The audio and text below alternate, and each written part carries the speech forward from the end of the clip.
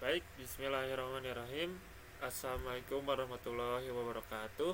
Saya Irham Jundur Rahman dari kelompok Promnet 6 yang beranggotakan saya sendiri, Gunadi Wicaksono, Kirana Syafahuta, Isti Oktaviani, dan Isti Nurfadilah.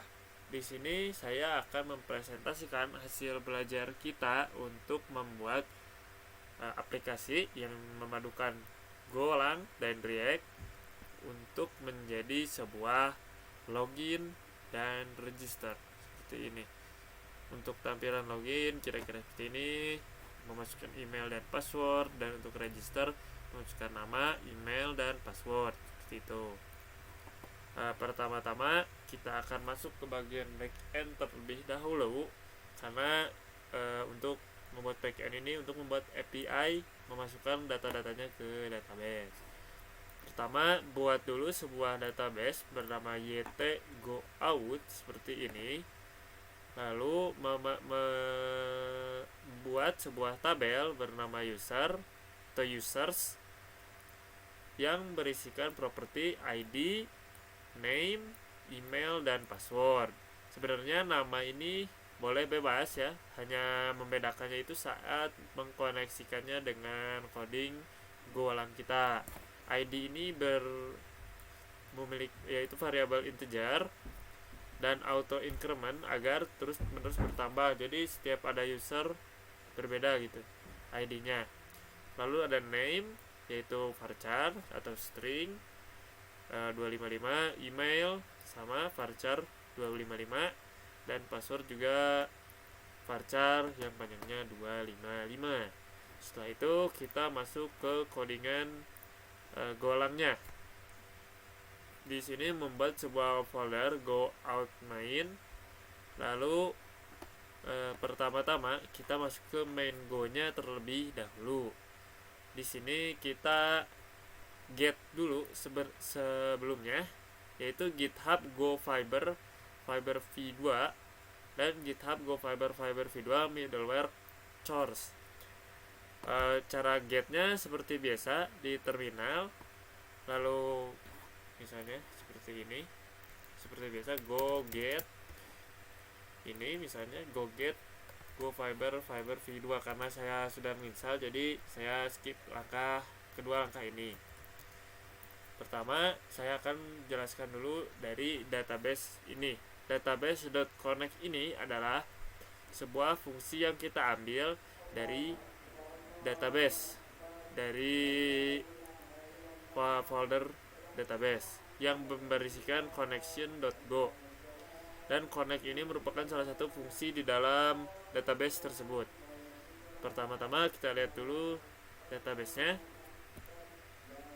Di sini kita sama seperti tadi go get gorm.io driver mysql. Fungsinya gorm ini untuk memetakan data kita yang nantinya akan disimpan di database yang sudah kita buat tadi. Karena datanya itu berbentuk sebuah objek, di mana kita mengimport dari models ini ada sebuah file bernama user.go. Di sini tempat untuk menginsert dan mengolah semua file yang sudah kita punya. Nah, seperti tadi yang ada di database, ada ID yaitu integer, tipe datanya integer, yang nama ini JSON-nya disesuaikan dengan nama ID yang ada di database, dan ini harus huruf kapital depannya karena untuk menghindari perbedaan. Dan ada suatu identifier di Golang itu yang harus membaca huruf besar terlebih dahulu untuk memasukkan ke sebuah struct yaitu user. Nanti kan akan menjadi instance-nya sebuah objek seperti itu. Lalu ada email. Ya, di sini kita beri gorm yang tadi yang sudah ada di connection.go, yaitu unique. Jadi seorang user itu emailnya tidak bisa sama. Kalau sama itu akan invalid, dan loginnya, autentikasinya, dan proses registernya nggak akan bisa gitu. Lalu ada password yang tipe datanya array byte. Kenapa tipe datanya array byte?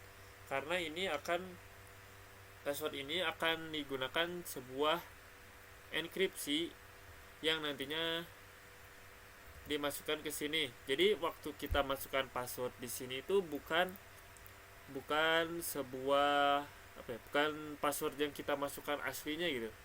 Misalnya passwordnya Irham. Jadi di sini itu passwordnya tidak akan Irham gitu, karena sudah dienkripsi terlebih dahulu. Dan JSON-nya juga kita kosongkan karena nanti akan dikirim melalui kirim sendiri gitu, bukan melalui connection.go. Memang melalui connection.go tetapi tidak dimasukkan secara langsung ke dalam struct ini. Kembali lagi ke connection.go. Di sini ada penggunaan GORM untuk mendeklarasikan database kita. Lalu ada fungsi connect.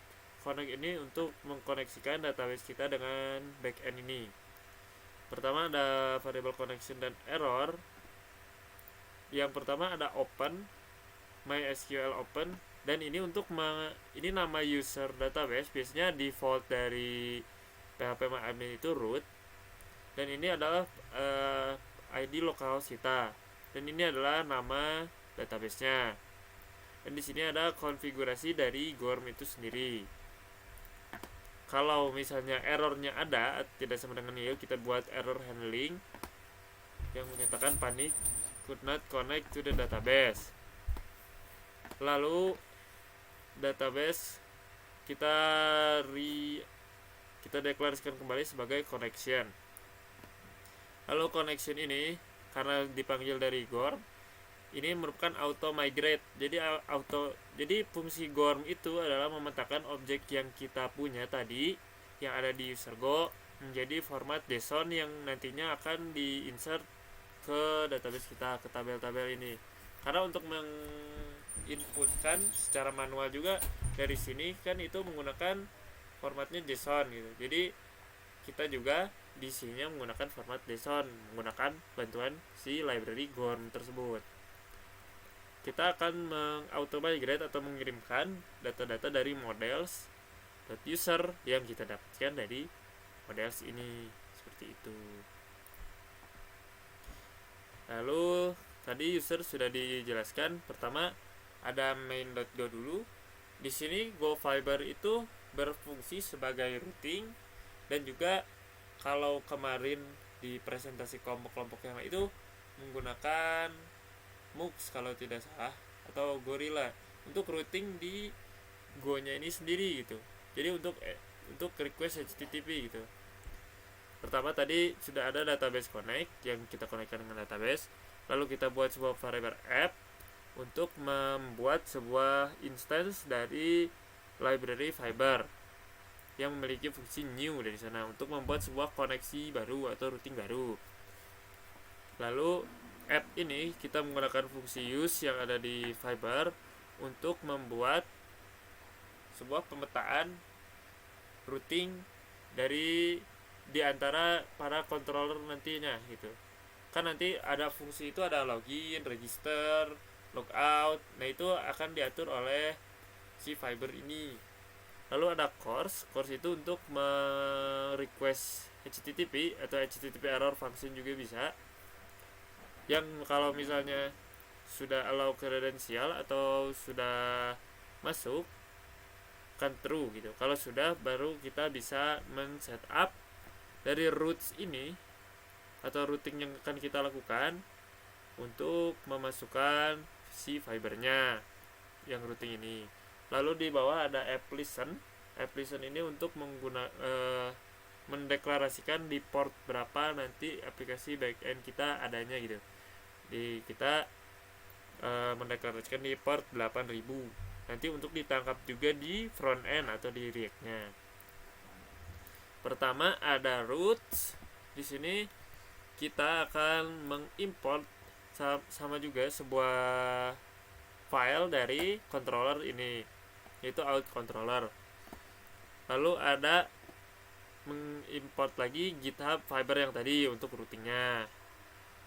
Lalu kita untuk menggunakan setup routingnya, di sini menggunakan fiber.app. Jadi di fiber.app ini ada metode-metodenya, ada post, get, put, dan lain sebagainya. Karena hanya login, register, dan logout, kita menggunakan ini saja, 3.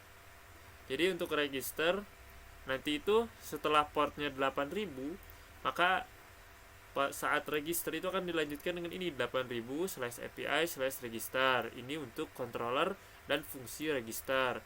Begitu juga ini untuk fungsi login, dan ini untuk fungsi menampilkan user, dan ini untuk fungsi logout. Seperti itu untuk routingnya. Di sini ada out controller di mana semua pekerjaan backend kita itu terjadi. Pertama, kita mengimportkan beberapa yang sudah ada di Golang defaultnya. Yang pertama ada auth main database yang tadi di sini untuk koneksi database, untuk tahu database yang mana, seperti itu. Lalu ada models, yaitu apa-apa saja sih sebenarnya ini nanti jadi objek gitu. Nanti variabel-variabel ini akan diisi oleh variabel-variabel kita dan dikirimkan ke database kita, yaitu yt-go-out. Lalu ada strconf, ini untuk mengkonversi sebuah integer ke string atau string ke integer gitu. Intinya untuk mengkonversi string ini. Lalu ada time untuk mengetahui waktu yang nantinya akan kita pakai untuk token. Ini time itu. Pertama ada importnya, lalu GitHub, yaitu jwt-go. Ini fungsinya untuk memberikan token kepada akun kita yang sudah login. Jadi akun kita itu meskipun sudah login itu tercatat gitu, kita loginnya punya tokennya berapa. Jadi setiap waktu kita login itu tokennya akan berbeda. Lalu setelah logout, tokennya itu akan dikosongkan dan bisa disimpan di database seperti itu. Lalu ada GoFiber v2 sama, ini untuk routing sudah dijelaskan. Dan ada ini Golang org Excrypt atau bcrypt, ini fungsinya untuk mengenkripsi sebuah kata-kata menjadi enkripsi itu formatnya, jadi yang tidak bisa kita baca gitu. Lalu ada secret key, ini untuk menjadi key memasukkan ke dalam, untuk di sini nanti dipakainya. Nah, untuk mengkonfirmasi login secret key itu. Lalu ada function register yang pertama. Function register ini untuk memasukkan data kita yang sudah di input user ke dalam database. Pertama ada var data untuk memap sebuah string. Jadi sebuah array data ini nantinya akan bentuk string semua. Maka dari itu kita belum memasukkan ID, karena ID itu kalau kita tambahkan data ke dalam database, ID itu kan auto increment, jadi tidak perlu diinput, karena otomatis kalau ada data baru ID-nya bertambah seperti itu. Lalu di sini ada body parser, yaitu HTTP error handling function, yang kalau misalnya ada error kita return error gitu seperti biasa, untuk panic error seperti itu. Lalu di sini ada kita untuk khusus password, ini spesial ya, karena harus di enkripsi terlebih dahulu. Pertama ada password, lalu ada hidden variable, ada bcrypt generate from password. Jadi kita memanggil library bcrypt untuk mengenerate password kita yang nantinya dimasukkan menjadi sebuah enkripsi di sini di prosesnya. Dan ini adalah variabel password yang kita akan masukkan nanti akan byte, kan tadi di modelnya itu berbentuk byte. Jadi data password kita akan menjadi sebuah byte yang akan dikonversi berdasarkan data byte per 14 bit. Lalu akan dimasukkan ke sebuah tabel bernama tabel password yang ada di sana, yang ada di database kita. Lalu yang ini user, kita membuat sebuah variabel user untuk memasukkan model user. Jadi kita memasukkan nama dan email dan password yang sudah di bcrypt tadi. Jadi sebelum dimasukkan ke sini, kita enkripsi terlebih dahulu. Ini untuk memasukkan nama, kan tadi sudah dijadikan data untuk memapnya, name sesuai dengan nama yang ada di database, dan email seperti itu. Lalu kita menggunakan sebuah fungsi dari driver MySQL ini, dari GORM ini, untuk memetakan yang sudah kita masukkan ke dalam variabel user, ke objek user, menjadi format GORM atau JSON untuk dimasukkan ke database. Lalu ini hanya sebuah return aja. Ini untuk memastikan kalau sudah berhasil tuh nanti ada data-data usernya, tapi bukan di front end seperti itu. Jadi kita juga nggak akan lihat. Lalu ada fungsi login, sama tadi memanggil si Fiber CTX atau routingnya untuk menghubungkan sama yang lain. Lalu membuat variabel data lagi untuk memap string-string yang tadi, karena semuanya dikonversi menjadi string. Lalu ini sama untuk HTTP error handling. Kalau ada error dia return error. Lalu kita buat sebuah variabel lagi sama seperti ini. Kita buat variabel user yang mengambil models.user. Kita mengambil ini.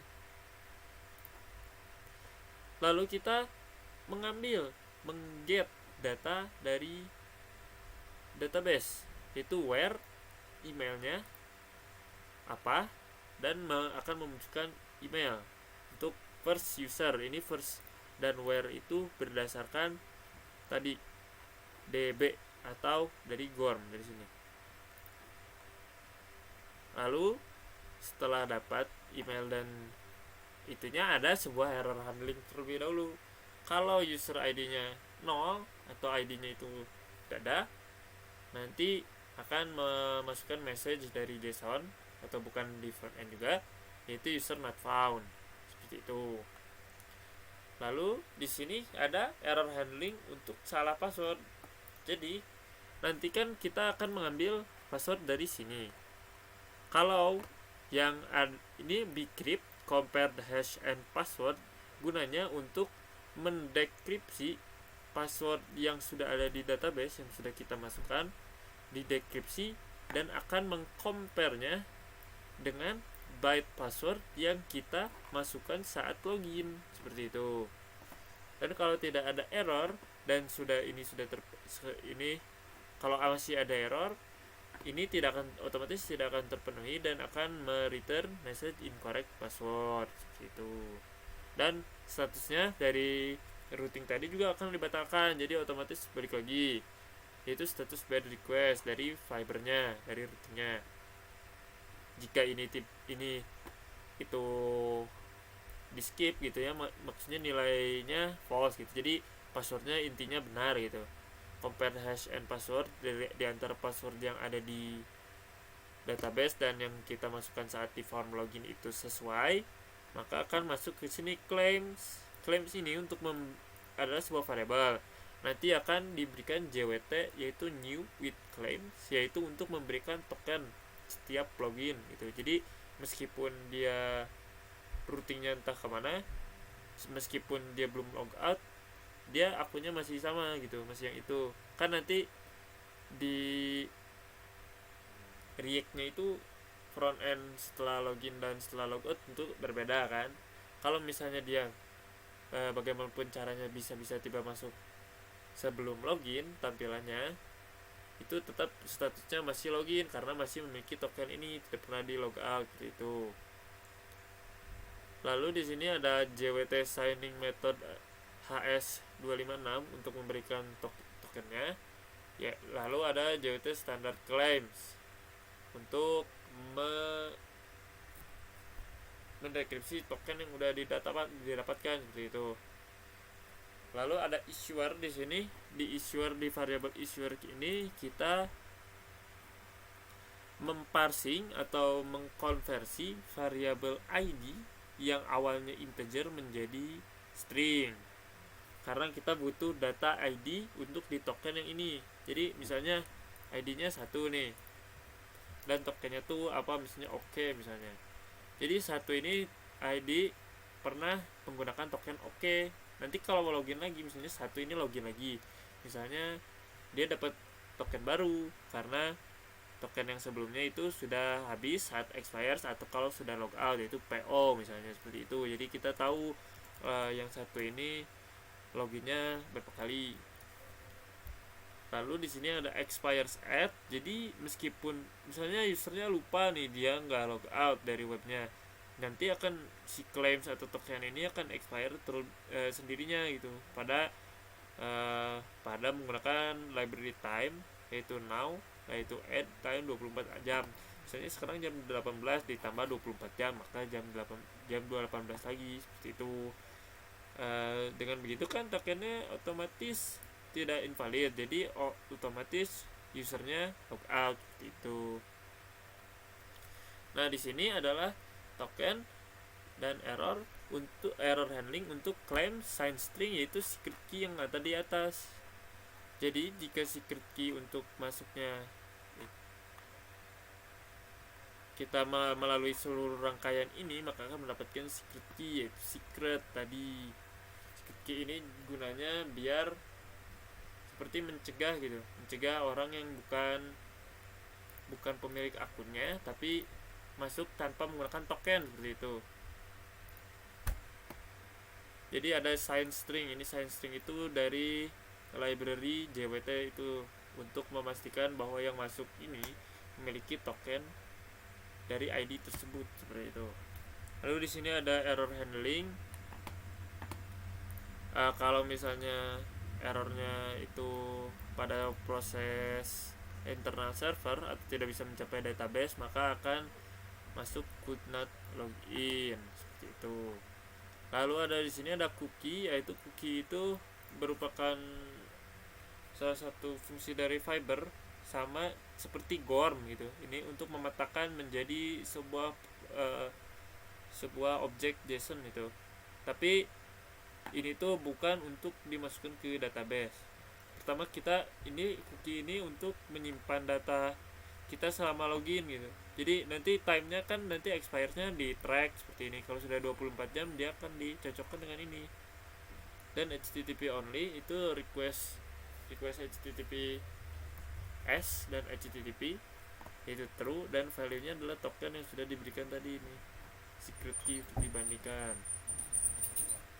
Lalu setelah itu kita masukkan cookie ini ke library cookie di Fiber, lalu mereturn kalau sudah semuanya loginnya berhasil, itu akan mereturn message sukses. Lalu selanjutnya ada fungsi user. Fungsi user ini untuk mengget data-data dari database, seperti itu.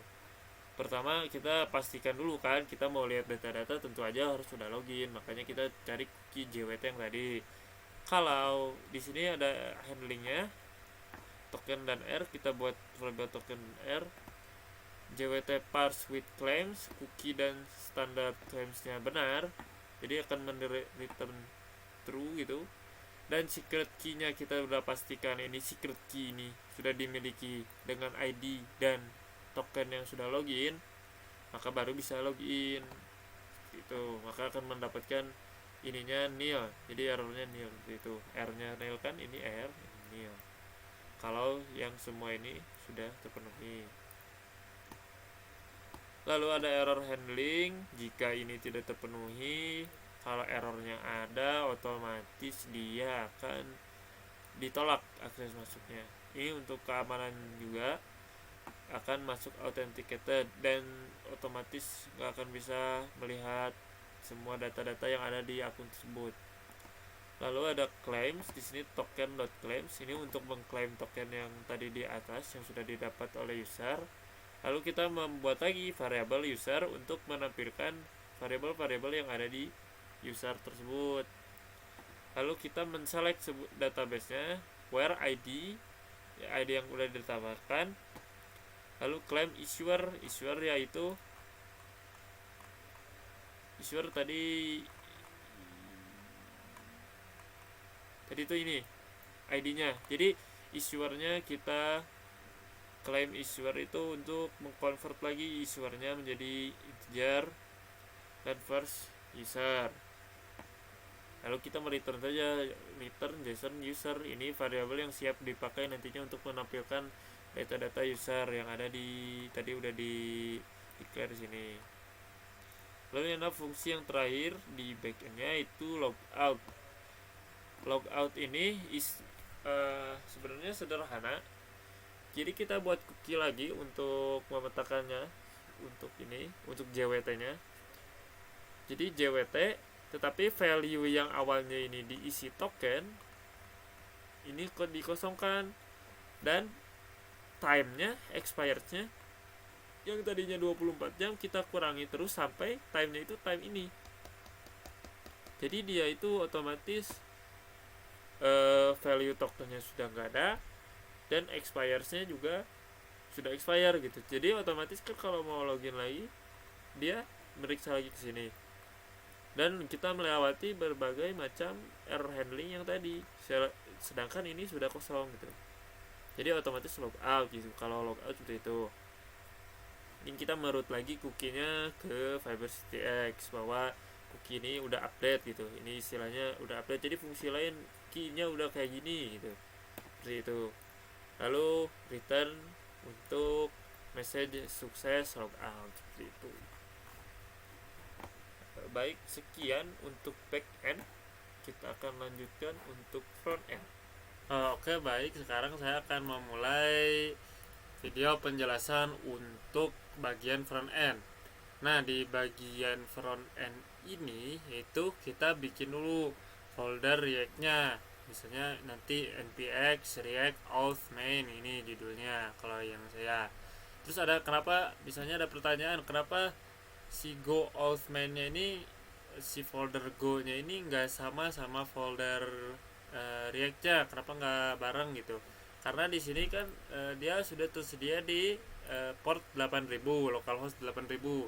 Jadi untuk menghubungkan backend dan frontend-nya tinggal masukin aja di frontend-nya nanti, yaitu port 8000. Jadi mau nggak masalah ini go out ini mau ditaruh di mana, selama dia nantinya di port 8000 dan kita mengkonekkan ke frontend-nya juga pakai port 8000, dia bisa terkoneksi gitu.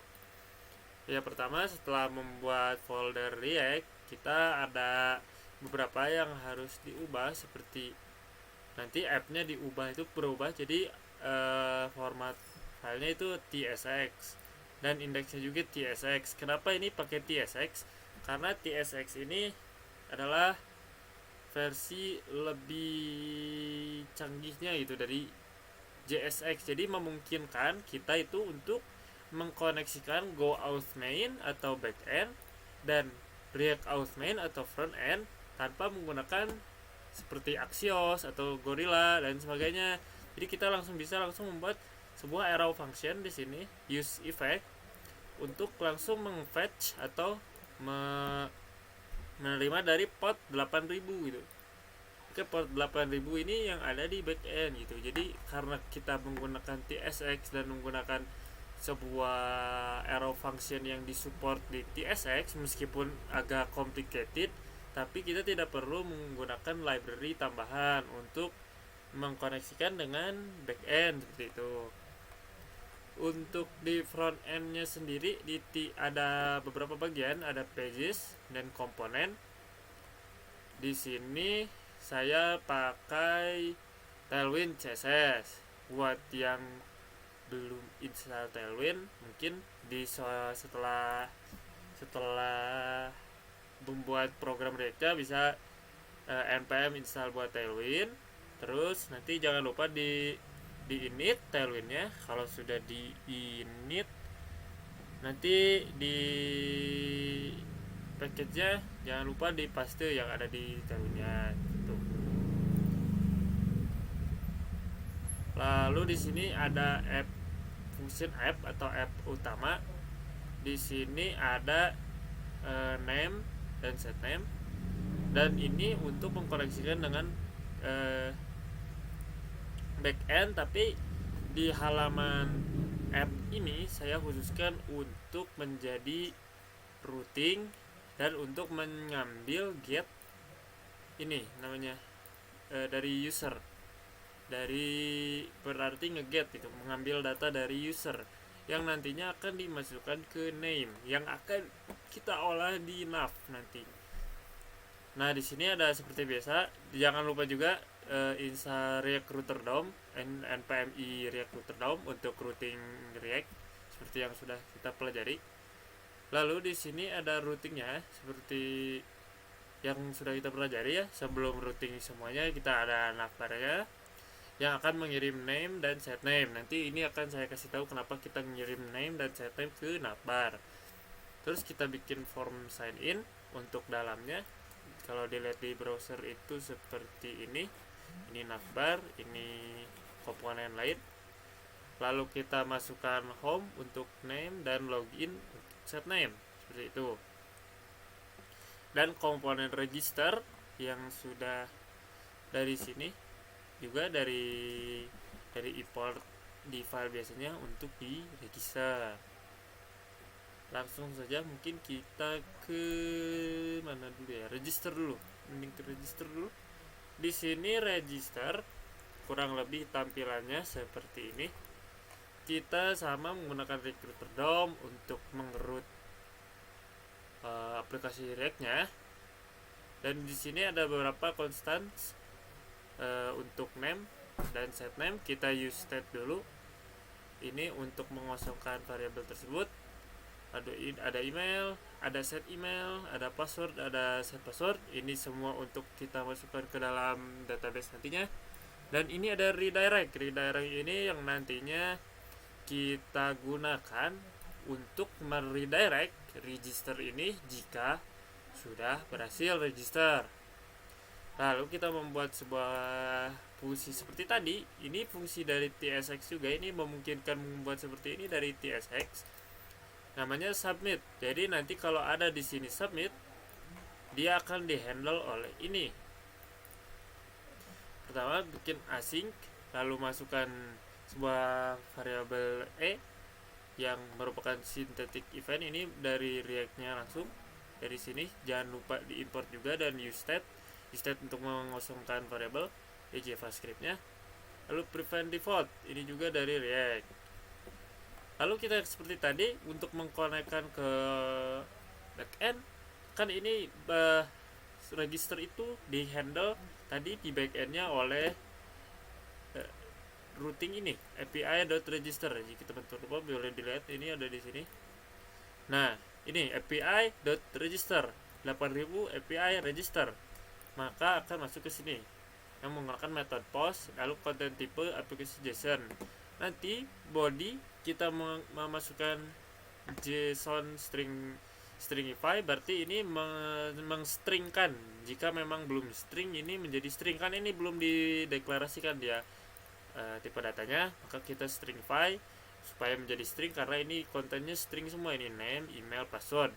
Ini untuk mempost dari ketiga variabel ini menjadi sebuah objek nantinya di backend yang sudah tadi dijelaskan.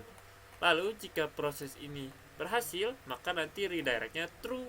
Kalau redirectnya true, berarti dia berhasil login dan akan di redirect kembali atau di routing menuju page login.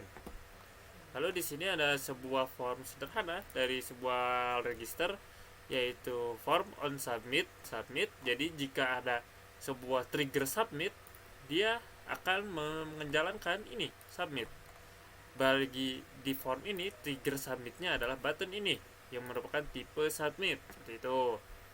Yang pertama ada input class name untuk nama. Jadi required ini kita menggunakan required untuk jadinya nanti kalau kita nggak klik, dia akan seperti ini, please fill out this field. Nah, itu required.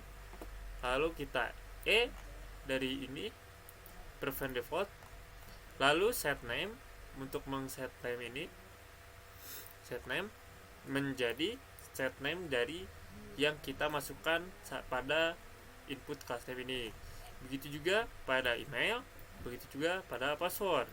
Karena placeholder dan required type-nya password, ini type-nya akan sangat berguna gitu.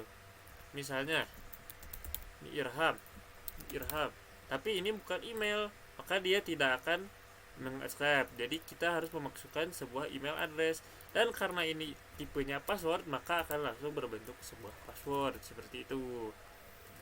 Lalu ini ada button untuk meng-submit dan mengaktifkan submit ini. menggunakan, lalu menjalankan semua yang ada di sini gitu untuk mengrouting data-data atau variabel-variabel yang sudah kita masukkan ke API.register seperti itu. Lalu kita ada login. Di login ini adalah halaman yang ini sangat sederhana seperti tadi. Saya jelaskan lagi dari atas. Di atas itu yaitu ada kita membutuhkan email, lalu password juga, lalu ada redirect seperti tadi. Redirectnya jika proses login berhasil maka akan di redirect ke tempat tertentu. Lalu kita buat juga tadi count submit seperti yang sudah saya jelaskan untuk menghandle submit seperti ini, untuk menghandle ke login seperti itu. Karena untuk ini untuk mengkoneksikan ke backendnya, kalau login menggunakan metode post, dan karena di login ini kita hanya ada email dan password, maka kita hanya butuh email dan password. Credential include berarti dia harus terisi. Kalau tidak ada yang terisi, dia tidak bisa jalan. Lalu jika sudah content akan response JSON, dan set name, nanti name yang sudah ada di dalam database berdasarkan email dan password ini akan diambil ke sini ke content.name, dan set redirect true. Berarti kalau sudah redirectnya true, nanti akan diarahkan ke halaman slash saja. Slash saja ini saya pakai untuk home seperti itu. Lalu di sini ada formnya untuk front end yang kita bisa lihat langsung ya. Di sini ada tipe email seperti tadi. Untuk changes-nya set email target value sama seperti tadi untuk memasukkan set email ini ke sini dan memasukkan ke dalam email karena menekan use state, dan di sini lalu ada password juga sama seperti tadi dan diekspor menjadi login. Selanjutnya ada home. Di sini saya home sebenarnya masih tahap coba-coba ya, karena saya juga kurang tahu mau memunculkan apa. Jadi di home ini kita mengambil parameter props name string. Dari mana props ini kita dapatkan dari nav yang sudah di return dan juga ftSX, yaitu di sini. Nah, ini name. Nah, berarti di home ini kita bisa mendapatkan properti khusus yaitu name karena sudah dimasukkan ke sini. Untuk tampilannya ada langsung ditampilkan ya, sebuah form. Nanti akan ada, kalau loginnya berhasil itu akan ada hi lalu props name. Jadi ini sebuah if else ya. Ini if statement yang pendek. Kalau props name-nya ada tidak gitu. Kalau ada hi props name, kalau tidak di you are not logged in seperti itu. Lalu ini untuk menampilkan saja nama sih sebenarnya, bukan untuk menginput. Ini sebenarnya cuma untuk menampilkan saja, nanti dilihat. Lalu di sini juga ada props name, dan di sini ada submit. Lalu di bawahnya juga seperti tadi, ini diulang seperti yang di atas itu. Lalu kita berpindah ke nav.tsx atau navigation navbar. Di sini kita memanggil propsnya itu name dan set name, dan kita membuat sebuah fungsi logout. Di sini logout kita membutuhkan set name untuk di zerokan. Kan tadi saat di backend, jika ada satu variabel pada variabel logout ini ada yang kosong, maka dia akan langsung masuk ke sini sehingga value tokennya itu kosong dan time-nya juga expire seperti itu. Begitupun di sini, jadi kita istilahnya mengosongkan namanya agar tokennya expire dan otomatis kita akan keluar dari session atau token yang sudah kita miliki gitu. Menggunakan metode post juga credential include karena butuh input dari user untuk ke logoutnya. Lalu di sini kita membuat sebuah if else sederhana. Kalau misalnya props name-nya kosong, dan ini sebuah variabel bantu, maka akan menampilkan login register. Seperti dilihat di sini login register. Kenapa? Karena memang masih kosong, belum login gitu kita. Kalau misalnya propsnya name-nya ada, berarti kan ada gitu, maka akan menampilkan logout, dan logout ini menjadi trigger untuk menjalankan fungsi ini gitu. Lalu di sini hanya ada sebuah nav biasa ini, nah untuk melink ke atas, dan ini menu ini untuk di sini, menu itu ini. Jadi menunya milih gitu. Kalau if ini terpenuhi maka menunya yang ini. Kalau menunya yang ini terpenuhi maka yang ini, seperti itu. Baik, mungkin seperti itu untuk front end. Maka kita akan lanjut langsung ke login di webnya. Nah, baik, untuk bagian loginnya ya, sekarang kita udah ngoding semuanya, itu sudah lengkap. Kita coba untuk membuat dari sini. Sebenarnya untuk dibuktikan juga di database-nya apakah tersimpan gitu. Misalnya kita di sini untuk langsung saja mendaftar dengan nama saya, lalu nama emailnya, lalu misalnya passwordnya IRHM 12331. Kita klik submit, maka karena sudah melalui semua progres untuk register, kita akan langsung diarahkan ke halaman sign in. Misalkan kita tidak menggunakan alamat email yang tadi, misalnya 0@gmail.com, lalu passwordnya asal saja, dan kita sign in, maka akan muncul seperti ini, yaitu you are not logged in, dan ini juga masih belum berubah, masih login dan register. Kenapa seperti ini gitu? Karena kita loginnya tidak berhasil gitu, karena kita loginnya tidak menggunakan akun yang kita punya, seperti itu. Dan bisa dilihat juga di sini kita di database-nya sudah masuk ID-nya otomatis, namanya, emailnya, dan paling interesting dan paling menarik itu di sini passwordnya gitu, seperti ini. Jadi bukan password yang saya masukkan tadi. Saya masukkan tadi Irham 123331. Tapi ini bukan passwordnya, seperti ini jadinya. Nah, passwordnya itu menjadi enkripsi seperti ini, yang dilakukan tadi menggunakan bcrypt yang ada di backend untuk memasukkan password, seperti itu. Dan tadi juga saya salah membuat table yang menggunakan user, harusnya users menggunakan s, tetapi karena dalam backend ini ada suatu hal yang menarik, yaitu auto migrate, maka dia database-nya akan menyesuaikan langsung dengan yang seharusnya gitu, harusnya users gitu, ada auto migrate. Nah, ini karena harusnya saya membuatnya untuk menonjolkan dari auto migrate ini, membuat tabel otomatis gitu, dan langsung semua yang ada propertinya juga otomatis, seperti itu. Sekarang kita coba saja langsung login menggunakan akun yang asli. Oke, langsung aja a@a.com, passwordnya IRHAM 12331. Maka kita langsung sign in. Nah, maka tampilan yang akan kita dapatkan setelah sign in yaitu Hai Irham, untuk mengambil namanya gitu ya. Tadinya ini mau dibuat sebagai edit, tapi karena hanya login register maka tidak jadi gitu. Seperti itu.